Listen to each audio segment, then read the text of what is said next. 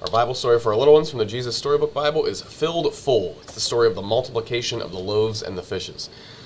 This was one of Jesus' most impressive miracles. In all four Gospels, Matthew, Mark, Luke, and John, there's only two miracles that are recorded in all four of them. One is Jesus rising from the dead, kind of a big deal.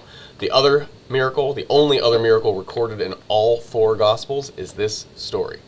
Jesus multiplying the loaves and the fish. This really impressed his apostles, and it should have, right?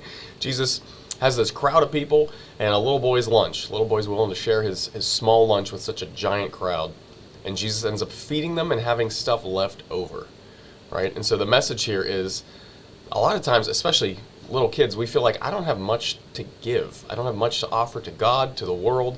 How am I supposed to go change the world for good like God wants me to?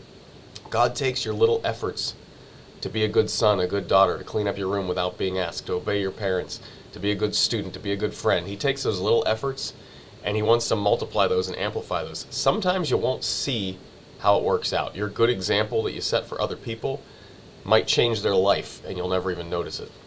But God wants us to give that little thing, right, this little boy's lunch, so that he can take it and multiply it and amplify it to make something awesome happen, like feeding a crowd of 5,000 people with your lunch. Right? So don't lose heart. Don't give up when you feel like your efforts are little, or this is too small, or God can't use this. It's not important. You are important in God's eyes. He sees you. He wants your small gifts because he wants to do something awesome with them.